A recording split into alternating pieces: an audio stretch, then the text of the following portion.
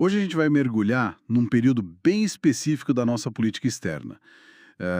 Os anos da Dilma Rousseff na presidência, ali entre 2011 e 2016. E para guiar nossa conversa, temos como base um artigo do Antônio Patriota, que foi ministro das Relações Exteriores justamente numa parte desse período. A ideia aqui é tentar entender como o Brasil, naquela época, buscou se posicionar, né? Como tentou exercer a influência lá fora, sempre olhando para os argumentos e fatos que a fonte traz. Vamos lá? Bem, o ponto de partida que o artigo descreve é um Brasil que começava assim com a economia em alta. Tinha herdado um crescimento forte do ano anterior. Isso, reservas cambiais elevadas, grau de investimento, um cenário inicial otimista, sem dúvida. Exato. E a linha mestra da política externa foi bem capturada naquela frase: continuar não é repetir. Ah, interessante essa frase. O que ela quer dizer exatamente? E dizer, olha, havia uma continuidade clara em relação ao governo Lula, claro, na busca por um papel de mais destaque para o Brasil, mas ao mesmo tempo tinha ênfases próprias da presidente Dilma. Por exemplo, uma atenção maior a direitos humanos, igualdade de gênero e um foco renovado na integração aqui na América do Sul. E claro, o cenário internacional também já não era o mesmo, né? A China já era a nossa principal parceira comercial, o G20 ganhando mais peso. Entendi. E o artigo também fala de um Itamaraty que estava, digamos, se equipando para isso, né? Mais diplomatas, novas embaixadas. Sim, uma estrutura sendo reforçada para dar conta dessa atuação mais ampla que se pretendia.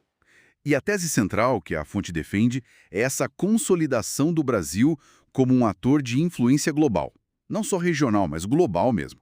O texto até cita uma fala do Obama lá em 2015, Ah, sim, essa é marcante. onde ele diz textualmente que os Estados Unidos viam o Brasil como uma potência global e um parceiro absolutamente indispensável. Isso chama atenção, né? Com certeza, e essa percepção de influência, segundo o artigo, não vinha tanto assim do poder militar ou só da economia, vinha mais de uma diplomacia muito ativa. A fonte descreve isso bem. Muitas viagens, muitos encontros, uma presença forte em fóruns como o BRICS, o IBAS, e o engajamento tanto com países do Sul quanto do Norte. Era uma disposição para se posicionar nos grandes temas globais. Paz, desenvolvimento, meio ambiente. A projeção vinha muito pela articulação. E um exemplo bem concreto disso, que o artigo detalha, foi a Rio Plus 20, em 2012. Nossa, Rio Plus 20 foi enorme. Gigantesca, né? Uma conferência da ONU sediada aqui que resultou naquele documento O Futuro que Queremos, que depois foi base para os Objetivos de Desenvolvimento Sustentável da ONU. Exato. O texto vê isso como um marco da capacidade brasileira de articular consensos em temas globais complexos. E teve outra iniciativa importante que a fonte menciona, relacionada à Líbia, em 2011. Ah, sim. A atuação no Conselho de Segurança foi um momento delicado. O Brasil se absteve na votação que autorizou o uso da força ali na Líbia. E, na sequência, propôs um conceito novo, o de responsabilidade ao proteger, o RWP. Responsabilidade ao proteger, diferente da responsabilidade de proteger, o R2P. Justamente. A ideia, segundo a fonte, era tentar introduzir mais cautela, mais critérios antes de uma intervenção militar. Era uma tentativa brasileira de dar uma contribuição normativa, sabe? De influenciar as regras do jogo nesse debate tão complexo sobre intervenções. Uma ambição de influenciar as normas internacionais, então. E não podemos esquecer da reação à espionagem da NSA, revelada pelo Snowden. Pois é, outro momento de transição. O artigo lembra, bem, o Brasil, junto com a Alemanha, levou essa questão para a ONU. Isso resultou numa resolução importante sobre o direito à privacidade na era digital. Foi uma defesa de princípios, mesmo sabendo que ia gerar atrito com os Estados Unidos. O artigo mostra que não foi um caminho sem percalços, né? De forma alguma, a análise no artigo é bem honesta quanto a isso. O autor até divide o período em dois triênios, né?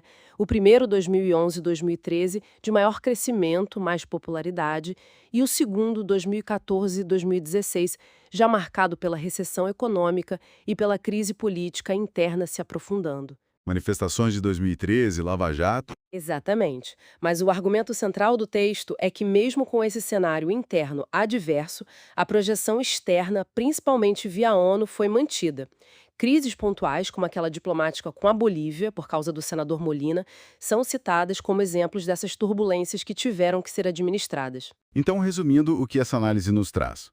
O artigo do Patriota desenha um quadro de um esforço bem consciente do governo Dilma para consolidar o Brasil como um ator global, usando a diplomacia ativa, um multilateralismo como as ferramentas principais. Isso, mesmo com o cenário que foi ficando cada vez mais complicado, tanto dentro quanto fora do país na segunda metade do mandato. A perspectiva que ele apresenta, então, de um período de afirmação diplomática.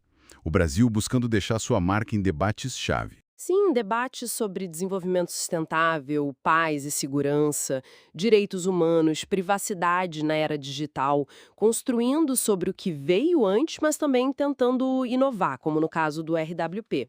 Isso deixa a gente com uma reflexão para o final, né? No mundo que hoje está, de novo, passando por tantas transformações, será que existem ecos ou aprendizados dessa fase da diplomacia brasileira? Essa aposta na influência global pelo diálogo, pelas instituições multilaterais. Será que algo disso ainda